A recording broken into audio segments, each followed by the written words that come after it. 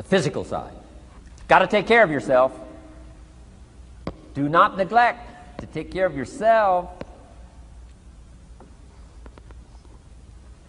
Good phraseology used in the Bible, in my amateur way, but let me put it to you best I can. Here's what it says. Treat your body like a temple. That's a good phrase, good suggestion. A temple meaning something you take extremely good care of. A temple, that's a good phrase. Treat your body like a temple, not a woodshed. A temple, a temple. Take good care. It's the only place you've got to live currently. The temple. Nutrition.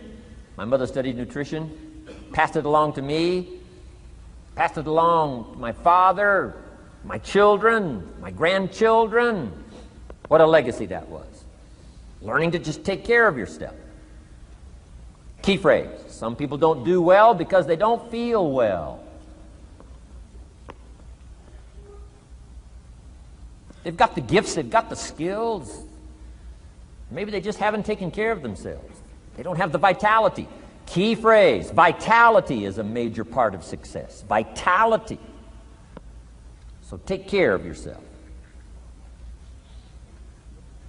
I know a guy that raises racehorses. I'm telling you, the guy feeds his horses better than he feeds himself. He's so careful how he feeds his horses. He's so careful what they eat. He's so careful that they get everything. And because of that extreme care, I mean, these are magnificent animals. They can run like the wind. But you ought to see this guy. 10 steps up a flight of stairs, and I mean, he's all out of breath. His horses can run like the wind, and he can hardly make it up the steps.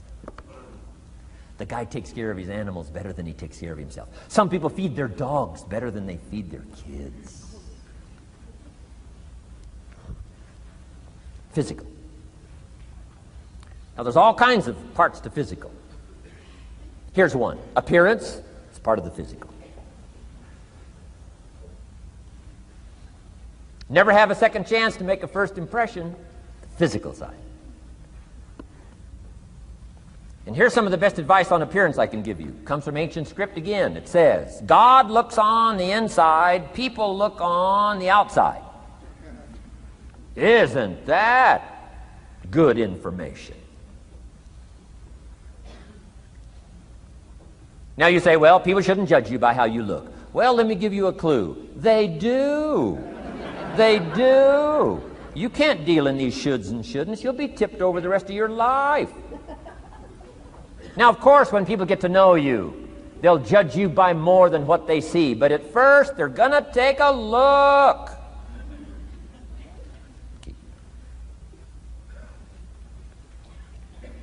So, here's the best advice I can give you. Make sure the outside is a major reflection of what's going on inside. The physical side. A few minutes a day, stay healthy. A little bit of nourish, little bit of study on nutrition, stay healthy. Key. Now here's the next part of personal development, the spiritual part. Now, I'm an amateur on the spiritual side. I do happen to believe that human beings are more than just an advanced life form. An advanced species of the animal kingdom. I do believe humans are a special creation. That's just my personal belief, and I don't ask you to buy it. But here's what I do ask you to buy. If you do believe in spirituality in any manner, here's my best advice. Study it and practice it. Do not neglect your values. Do not neglect your virtues. If you do believe in spirituality, my advice is study it and practice it. Don't let it go unstudied. Don't let it go unnourished, if you do believe. That's my best advice on the spiritual side. Now here's the third part. The mental side. Part of this personal development challenge is to develop mentally. Learn, study, grow, change. It's what schooling is all about. And the human development takes time, incredible amounts of time. That's why we've taken the time for this seminar. It just takes time. Some things you can't cover in a 20-minute speech. You can't cover in a little 5-minute talk. It takes time. For humans, it seems like more time than any other life form, human beings. The little wildebeest in Africa. Guess how much time it's got as soon as it's born to be able to run with the pack so it doesn't get eaten by the lions? Guess how much time it's got? A few minutes. As soon as the little wildebeest is born, tries to stand up, falls down. Its mother nudges it, gets it to stand back up, falls back down. Finally, on little shaky legs, it tries to nurse. Mother pushes it away. She moves away, so it can't nurse. Why? You can't nurse now. You've got to develop some strength now. The lions. Falls down, gets back up, tries to nurse. Mother pushes it away. No. You got to get these legs strong. How much time have we got? Not much time. Mama wildebeest says, not much time. Not hours, not days, minutes. Wow. But the human baby, wow. After 16 years, we're not sure. Right? Unbelievable amount of time it takes. So it does take time for personal development. It does take time for spiritual development, physical development. But here's also what takes time, and that's your mental development. Feeding the mind. Nourishing the mind. Some people read so little, they got rickets of the mind. They couldn't give you a good, strong argument as to their own personal beliefs. Here's one of the challenges we've got as parents, and that is to get our kids ready to debate the major life issues of the 90s. They've got to get ready to debate. We've spent this last couple of decades debating communism. Communism taught capital belongs in the hands of the state.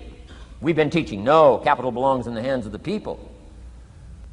Communism taught people are too dumb and stupid to know what to do with capital. You've got to take capital away from all the dumb, stupid people and give it to the all-knowing, all-wise state. And let the state run everything and let the people meekly show up for their work assignment.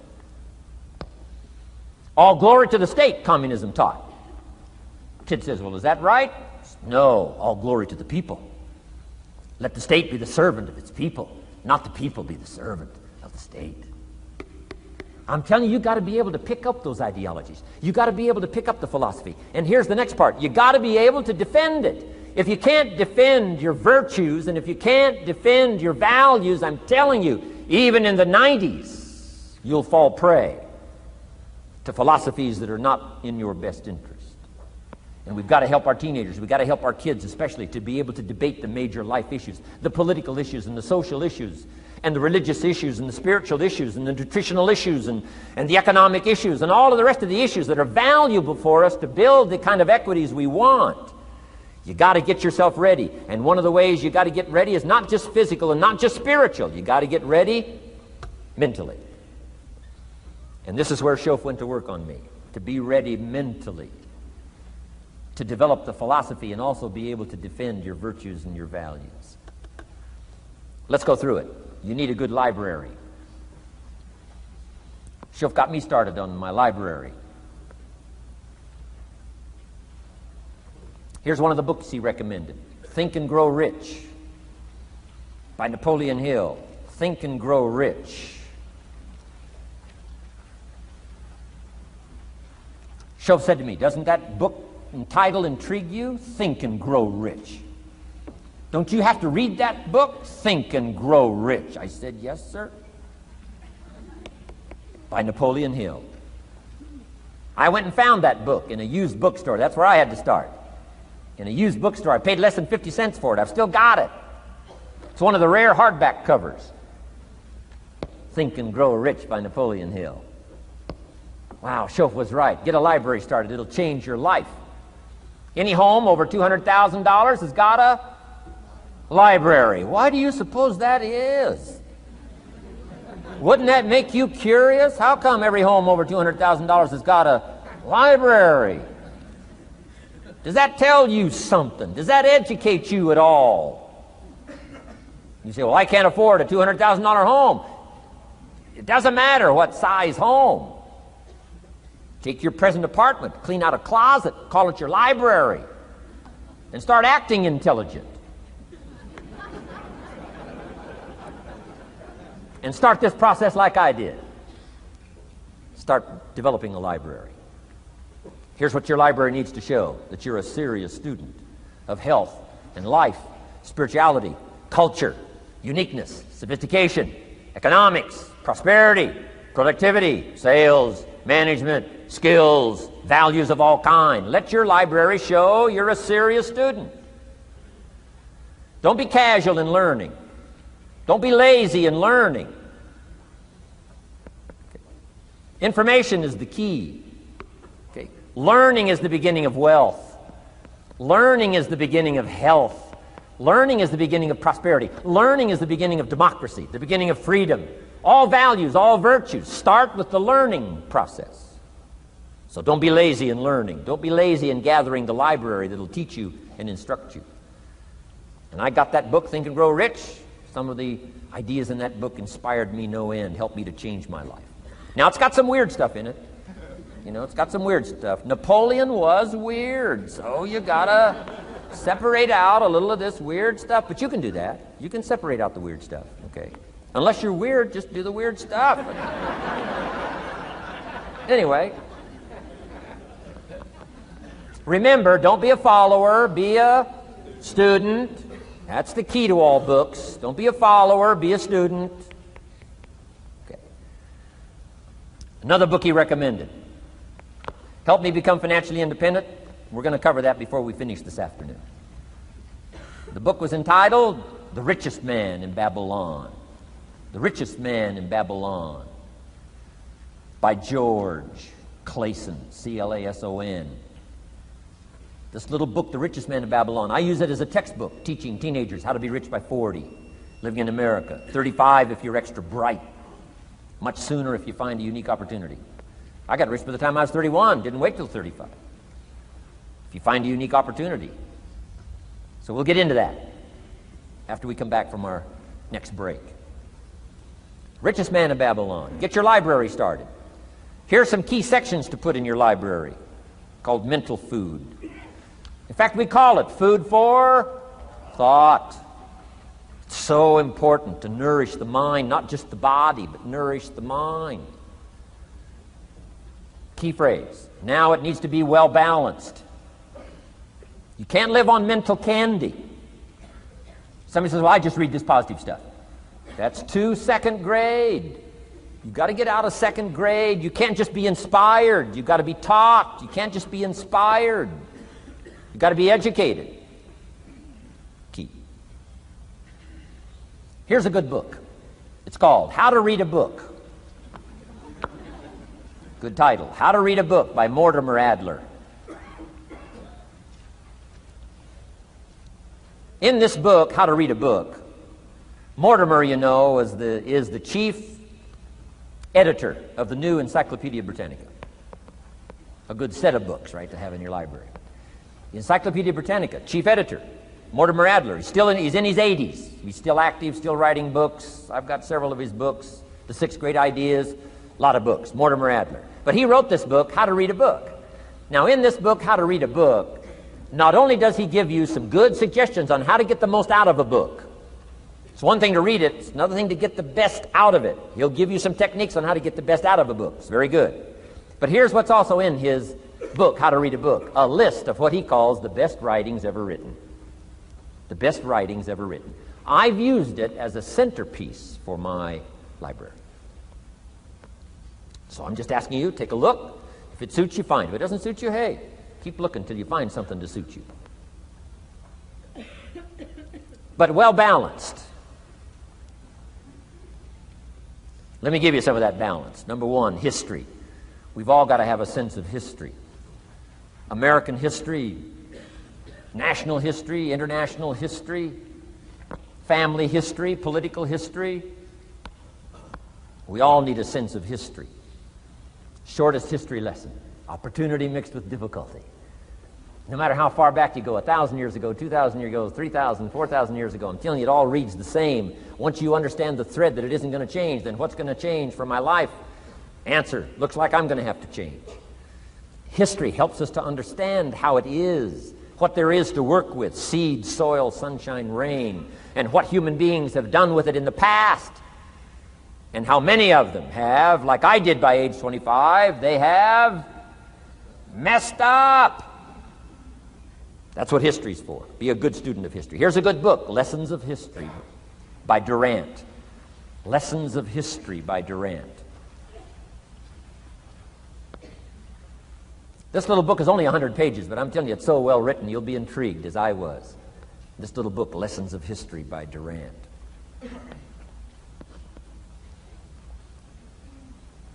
Next is philosophy. Durant also wrote a good book on philosophy. The Story of Philosophy. It's got a good rundown of the key philosophers of the last several hundred years, what they taught and some of the lives they lived. You might find it a little difficult, but hey, you can't just read the easy stuff. Key phrase to add here in parentheses, don't just read the easy stuff. You won't grow. You won't change. You won't develop. Tackle the more difficult stuff.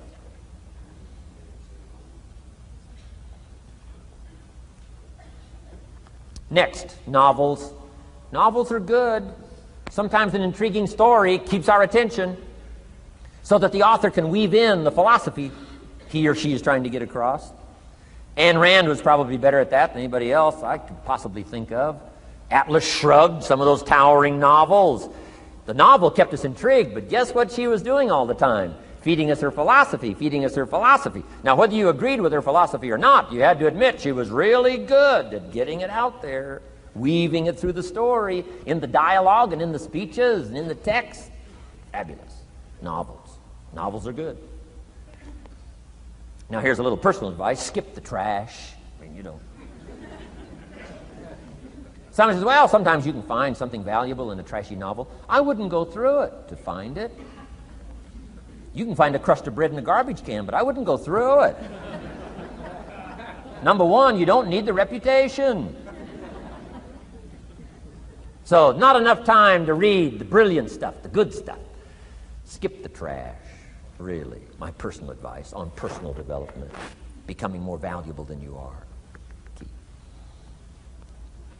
Next is biographies and autobiographies, the stories of successful people, unsuccessful people.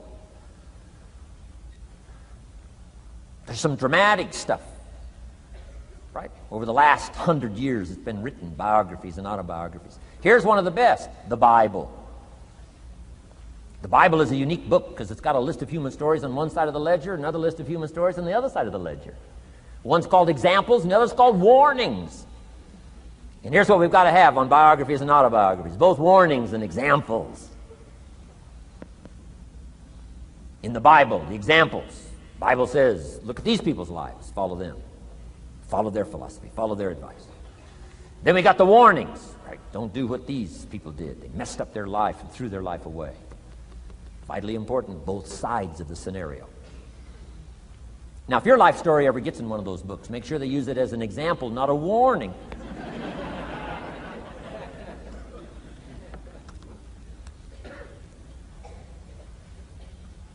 Also, we need balance, both sides, balance, good and evil, biographies, autobiographies.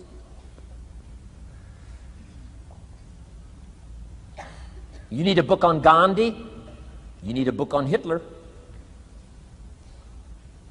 One to illustrate how high a human being can go, and the other one to illustrate what? How low and despicable a human being can become. We need both sides of the scenario. Next, accounting. Got to have a little, at least primary view of accounting. Kids have got to start learning the difference between a debit and a credit.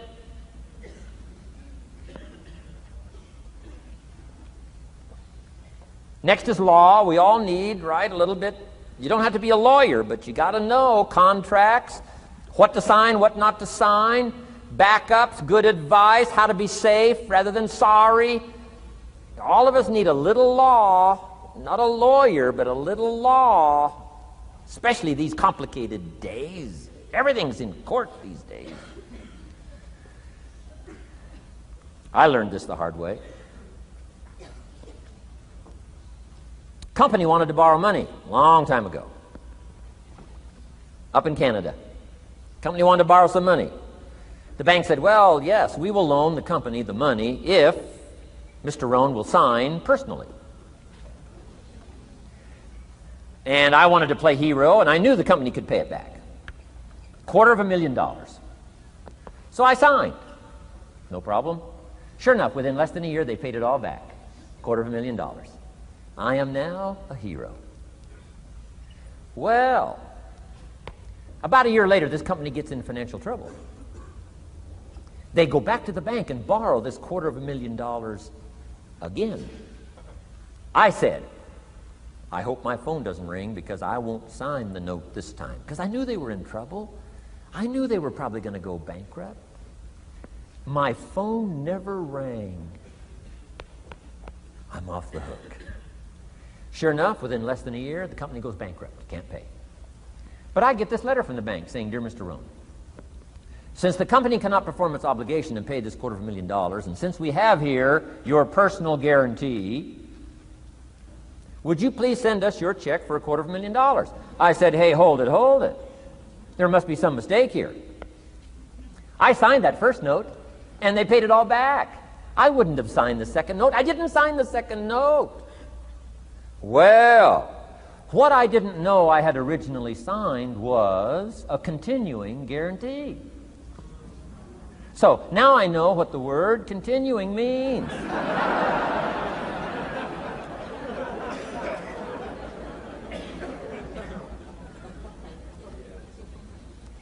I'm asking you to study a little law, know what to sign, know how to defend yourself, right?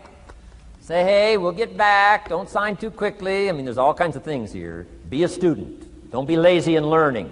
How to defend as well as nourish.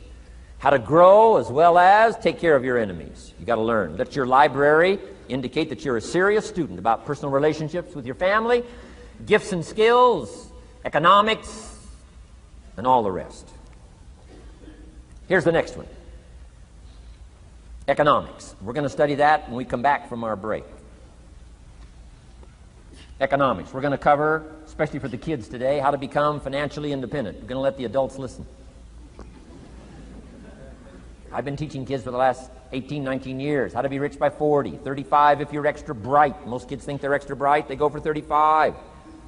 Or much sooner if you find a unique opportunity. We're going to get into that. Be a student of economics. Next, culture, sophistication. Don't leave that out of your life. Culture, sophistication. Culture is part of the fabric of the nation. Culture is what makes us different than dogs and animals. Culture is what makes us different from the barbarians. Culture, sophistication. Be a student of the dance and the art and the music and all the rest of those extraordinary human values that are possible for us all to participate in as well as to enjoy. Be a student of culture. And the last one is spirituality. Study it from the Bible and all the related books about spirituality. If you're a believer, study and practice.